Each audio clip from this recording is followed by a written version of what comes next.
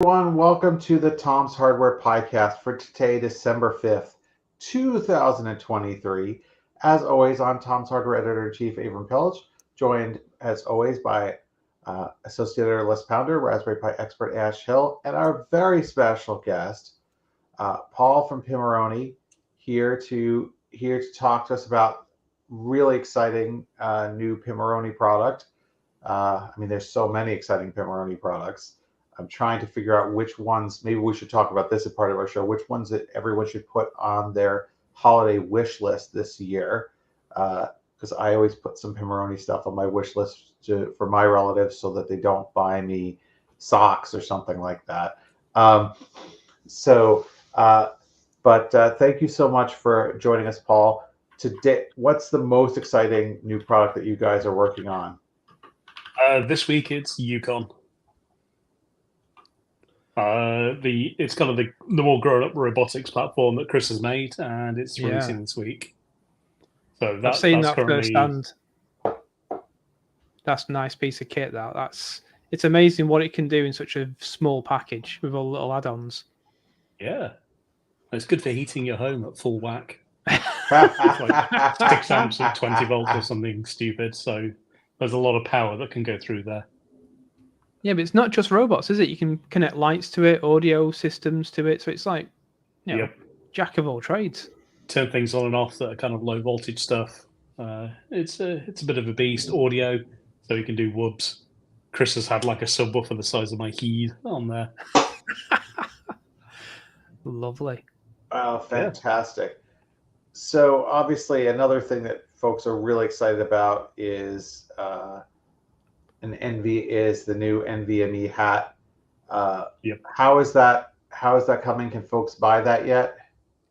We're going to put it up for pre-order, I think, in the next few days. At the moment, it's coming soon. What we usually do is until we've ordered the final boards or we know it's kind of coming soon, we don't tend to put it up for kind of sale or pre-order. I think this one people are pretty excited about. So we're going to put it up pre-order, and we expect it to arrive or kind of be unit shipping first week of Jan. If we're lucky, they may come in a little bit earlier. But we've been on a tight schedule for this. So this, can I tell the story of just? Yeah, it's please. a really short story. Tell the story.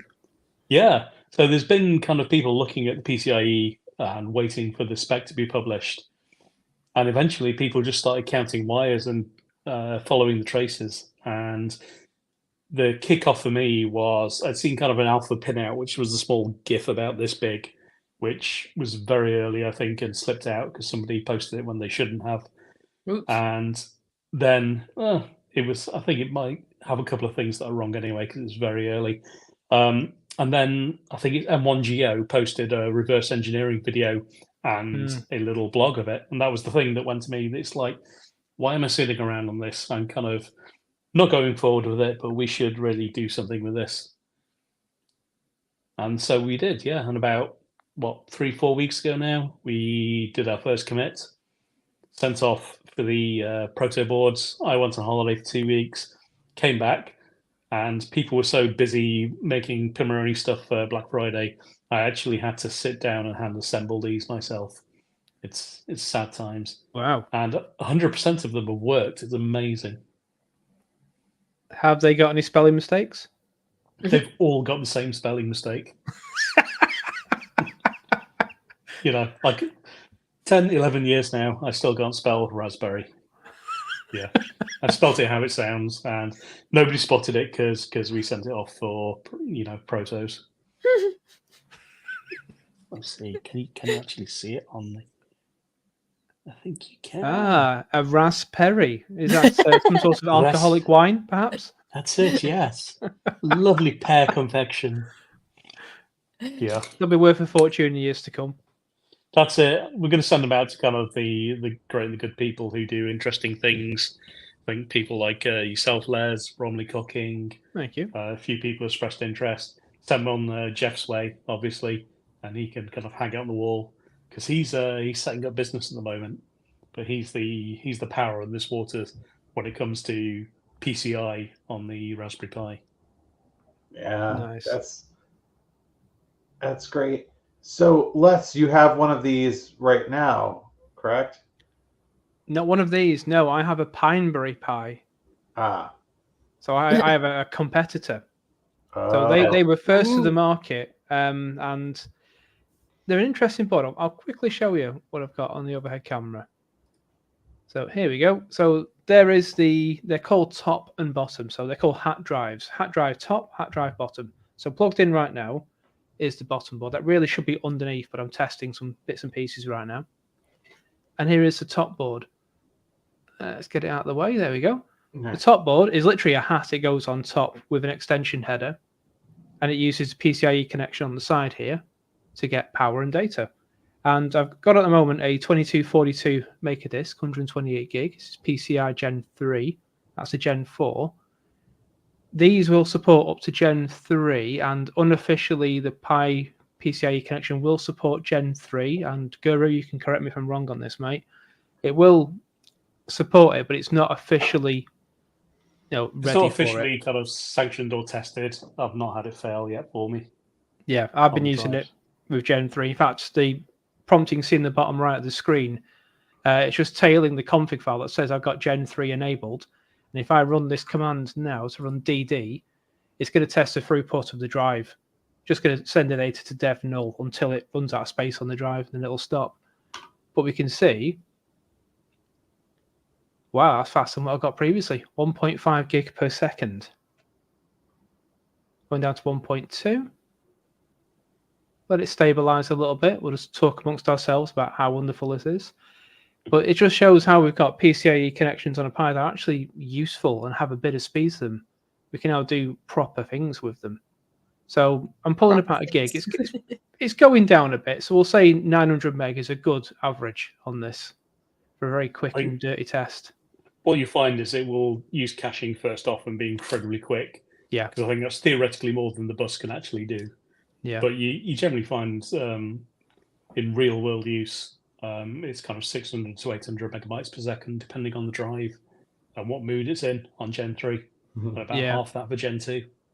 I've been getting about 950, I think, roughly. No, 850 with Gen 3 on this Lexar NM790 on Pineberry Pi. On the Maker disk, I get a bit less than that, but it's not as much of a speed drive. This is a Gen 3, that's Gen 4. But yeah. Try the Pi benchmarks thing, because that's good at kind of burning through the cache and just actually testing the drive itself. Yeah, that's what I'll be doing. Cool. So is that read or write that you're doing right there? That's right, I think.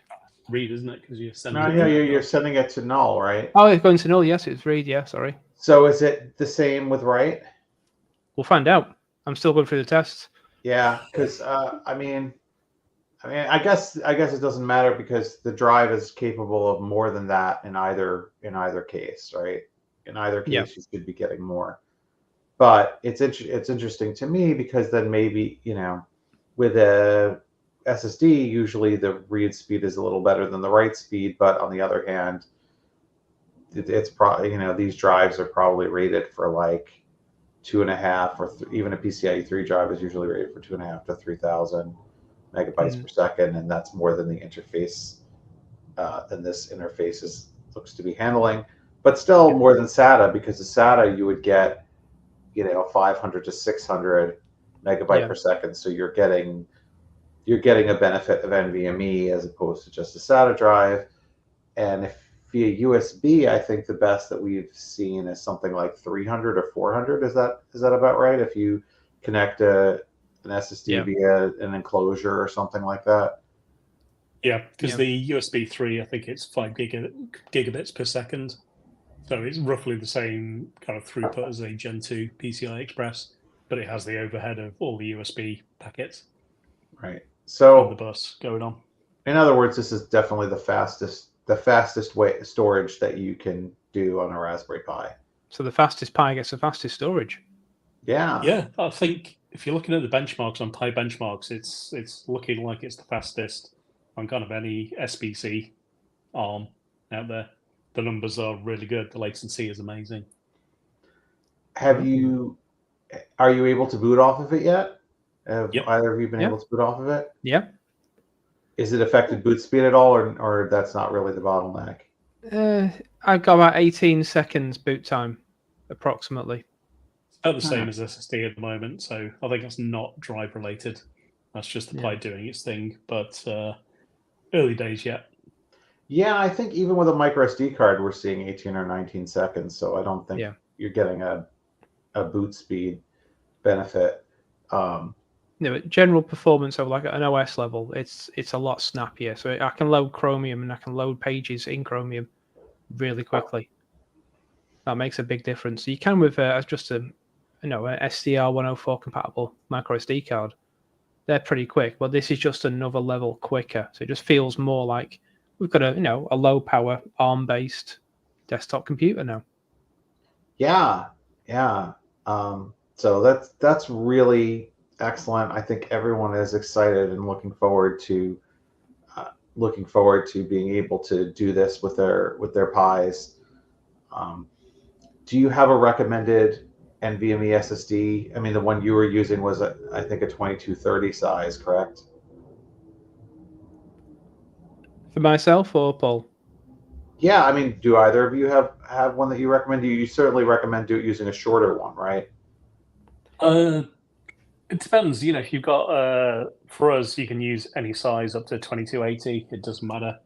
The NVMe Base fits on top of the Pi, or it fits underneath it with the cable. So, yeah, you got room for it. The thing is, this is a great time to use that old drive you had the last time you upgraded. There is going to be so many kind of small SSDs that people got when they got the machine that wasn't quite up there. They upgraded for Black Friday, and now they've got an NVMe sitting around doing nothing. Yeah, it's especially if you can use a 2280 because you pay extra for 2230s, and most people probably aren't replacing a 2230 in their current machine. But yeah, I mean it's ridiculously cheap. It seems like you probably won't get a benefit for getting one that is a PCIe 4 drive. Oh, that's a great question, Vince.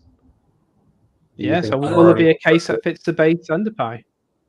And the thing is, this turns, as a base, it turns, and with the active cooler, it turns it into a skeleton case anyway. So it'll have feet on the bottom. There's nothing else there. So it'll sit on your desk quite happily. We'll do something with the Pi Bow for sure. More advanced cases will come kind of early next year, I think. But it's very tempting to do kind of a full heatsink case or something for it. That's great. Yeah. Kev's there as well. Are you mounting it underneath the Pi due to any heat considerations, or is it something else? It's just where it should go. It's out of the way, keeps the GPIO free, and it makes, like I say, it makes a neat unit. It's a good little sandwich. Yeah. I mean, that seems like a great way of being able to use it and then be able to put a hat on top, as you would want to do, right? So Les, you just received a new case, correct? Does this also attempt to solve this problem? Right now, no, but it's going to keep your Pi cool. So I've got the Argon Neo 5 in my hand. It's a lovely little case. I have to say, two-tone, black and red. So the base of it is plastic, where you just mount the Pi. But inside, it's all aluminium by the look of it. And it comes apart really easily. It just slides apart. Then you can use hats. So there's your lid. Let's get rid of that for now. But inside, let's go to overhead so we can get a nice shot. We've got GPIO pins broken out through here. And they're referenced as well, so you know what the pin reference is. We've got connections for the camera, PCIe. We've got heatsink and fan built into the case. And it uses the new connection, so it frees up GPIO. So This isn't on sale yet. I managed to snag myself a review unit, but it looks really nice, and Argon cases have always been good. Mm-hmm. Oh yeah, I think we're expecting stock of those this week. Well, I've beaten you this time, lads. Yeah. We're expecting a few more though. Just a couple. Yeah, I know. Yeah. But I like the argon case. I mean, I have one for the Pi 4 that's really nice, but I think yeah, well, the that one's old all metal. Neo's been on our best case page for a couple of years at least now, because it is just a Drawer great here. case. Yeah. Now that one's part that you're showing is part plastic, but I think the old one was all metal, right? So Yeah. I'd like to see. But check out the design of the heatsink fins in there. I think they're actually guiding the air from the fan out of the case. It's a really neat design. I'm not as design aesthetic as you, sir, but yeah, I can appreciate that. You can see the rise on it. It looks like a Huawei. A Huawei. A Huawei. Nice. But talking of metal cases, we had this on the show last week. I'll show it again just for reference. EDA-Tex aluminium case. This is an absolute tank. If you drop this on your foot, it's going to break your toes. It weighs a ton, but it uses all that aluminium just to soak away the heat from the Pi itself. Completely passive cooling. And you've got all your connections for PCIe, cameras, that sort of thing, displays. Even the PoE connection, which is there. For the new Does PoE it touch all hat. the chips? It does, yeah. Nice. Because you get some thermal pads with it that touch every single chip. So it touches RP1, the PMIC, and the CPU, if I remember rightly. Power button on the side, because the Pi's now got a power button. And you got a little window here, which I was thinking, what's that for?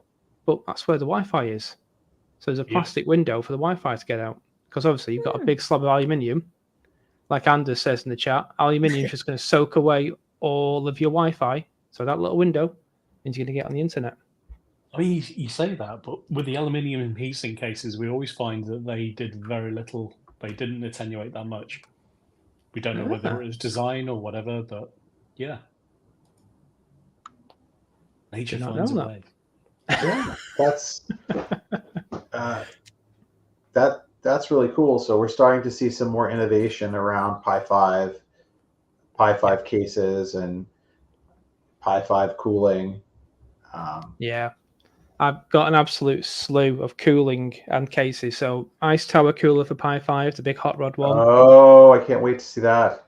EDA-Tex second case, which has like a aluminium sandwich. Keep it cool. There's the big slab of aluminium. We've got the Neo here as well. So that's just 3 cases and 1 cooler just to go through for reviews over the coming weeks. Where's your Pibo, Les? Where's my Pibo? Where's your Pibo? I have no Pibo. Oh. I'm personally offended. I need to send you one later. Yeah. Thank you very much. Yeah. I mean, always I recommend Pi. I love Pibo because it makes it so easy for you to get to the GPIO, which is going to be so key for most people. Because what fun is your Raspberry Pi with no GPIO, right? Exactly. And the Coupe cases are great for accessing GPIO. Yeah. Really great for that. So yeah. So what else have you guys been working on? Obviously, this is the NVMe board is a big one. What are some of the other exciting things that you guys are working on? You said some new cases.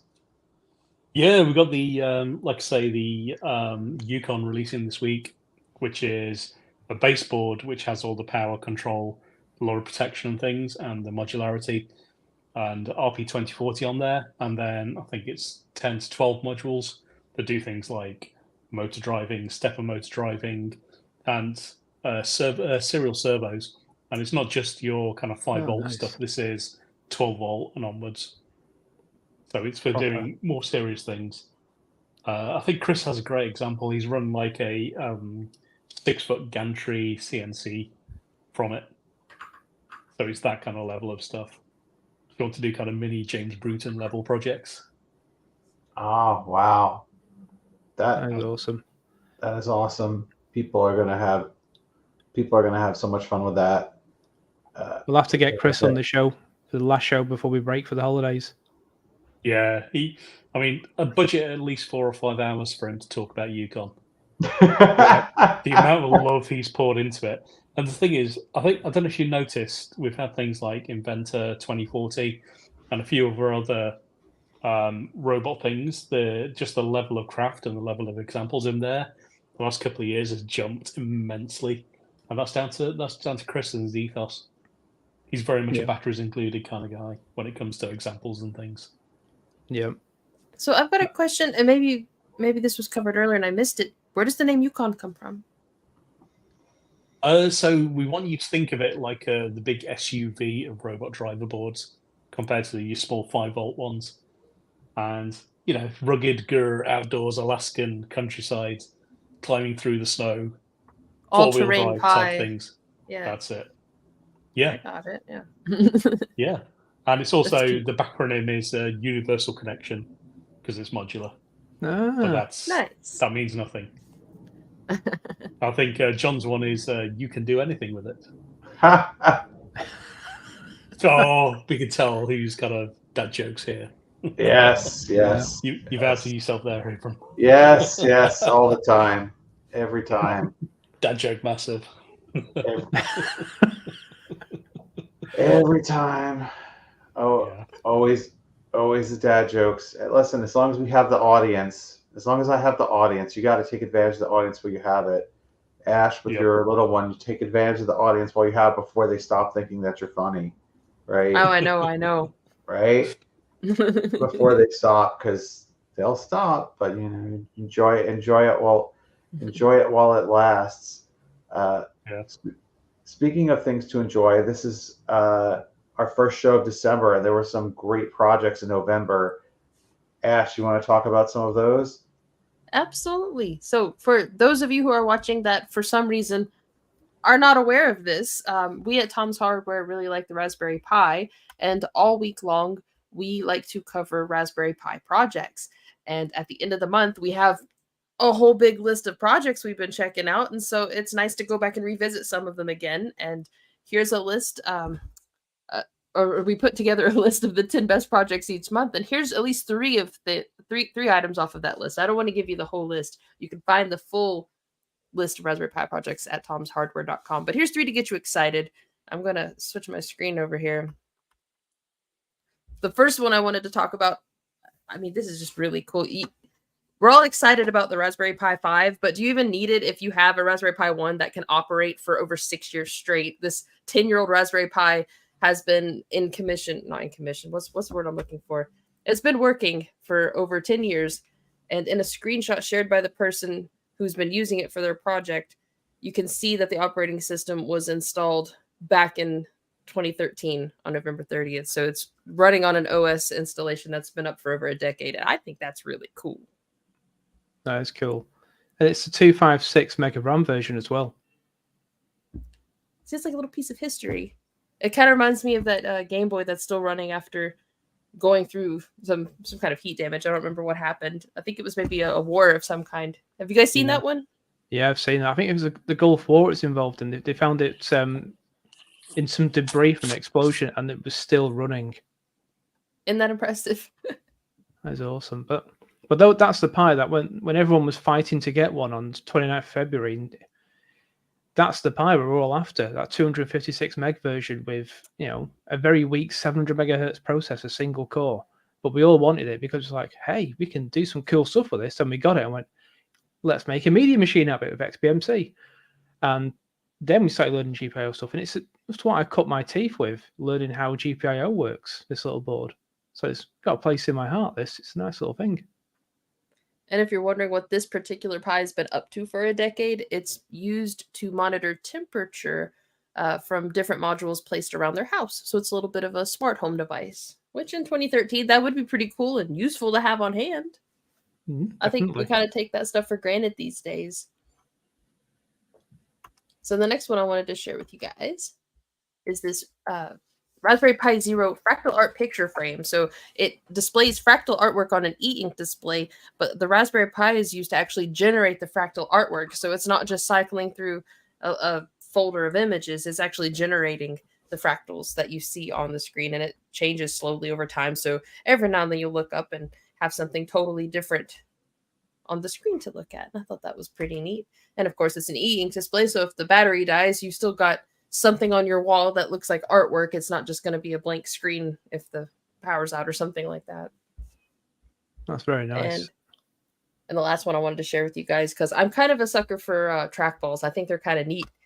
This is a trackball kit, and it's RP2040 powered, and I love the customization options. You can use any color you want when you print the case. You can use any kind of ball that you want. You could have artwork printed on your trackball, and it's all Pi powered, and that's good, and that's why I wanted to share it with you guys.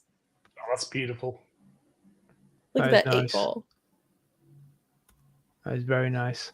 Plus, if you put it together yourself, if something goes wrong, it's easier to make repairs, modify it. You know how the whole thing is assembled, and if you wanted to replace just a small component, then you know what you need, or you can print one, or there you go. I like it. That's pretty neat. I like that. That makes me think that I want to build a spinner, an arcade spinner for playing. Yeah, that's what I want. I want the spinner. I want to figure out how to make a really good spinner like that and make it Bluetooth or something. I think would be really cool for playing either Tempest or Pong. So Golden Tee. You know, that's trackball. Oh, which one are we thinking of? Golden Tee, the golf game. Yeah, trackball, that one. Yeah, I mean, and then there was Centipede. Centipede and Crystal Castles or something. When I was a few months ago, my son and I went to a retro gaming festival around here, and they had all the old. It was the paradise. If I could just have lived there, it would have been great because they had like almost every old arcade cabinet, but they also had almost pretty much every console that had been made. Dating back to the original Magnavox and whatever it was, 1972, although that one was behind glass, but every other one you could play with. And my favorite console there, which really ages me, but I didn't get to play with it at the time, was Atari Ultra Pong. It was, I don't know if you guys had that in the UK. It was a home Pong console that came out right before the Atari 2600 came out, and it was just different Pong games that you could play. But the controller had such an amazing dial on it. I have never seen a dial like that anywhere else. Like, you can get, obviously, there's lots of rotary encoders that one can get, but the tolerances on this were just so fantastic. I'd love to figure hold it like this and just it was so good. I'd kind of like to figure out where I could get like a dial that's that perfect and tight and build a controller out of it, because that was what it really shows you, right? Just like with the trackball, the controller matters, right? Like what you use to control the game is part of the game. So if you just play it with a keyboard or with your mouse or with a modern controller, it just doesn't feel the same as if you're playing a retro game with the style of controller that it was made for, right? So even if that controller made it like harder to do. So wasn't it Asteroids that you had to use the buttons to move around? To turn and to move forward, and like, seems like it would probably be easier with a joystick, but that's part of the challenge of the game, right? So, so I always think it's really cool when someone can recreate the not just the look, but the feel of old-fashioned gaming, and it's hard to get a trackball that has the right feel. So that's the ability to tune it in and mess with it is, I think, the biggest benefit. That's really cool, and of course we're super excited about the new Piecade that's coming. Any updates on that? No updates at the moment. We've had a few bits and pieces in that'll help us get to kind of the beta release early next year, hopefully. It's just kind of stupid little things like the wireless connector, so you can get 12 volts and you've got a PC setup with it. and obviously the Pi 5 has thrown a bit of a spanner in the works. We need to rejig there slightly. The thing is, we're expecting people to use the active cooler, so all our kind of USB ports now need to move up by about 10 mil just to clear the active cooler. That makes perfect sense, and it's definitely. I mean, it's going to be so exciting for folks who want to go and play with a friend, and they can, finally play. I don't know, Akari Warriors the way it was meant to be played, or something like that. Yeah, not played that for a decade. Co-op game, or my son and I have played on the TV Gauntlet a lot. That would be a good Gauntlet, 4-player Gauntlet. Nice. A good That's example. Just chaos. I mean, that's a good example of a co-op game that you could play, a retro co-op game that you could play 2 players at once. So, Joust. Oh yes, Yeah. Joust. That's what we always liked. Joust. That's what our Piecade was always running. There's one right next to me. You can't see it right now. Sorry. Yeah, but to play 2 at once, right? Because Joust was one of the first co-op games that you could play with somebody at once, which is fantastic. Yeah. So.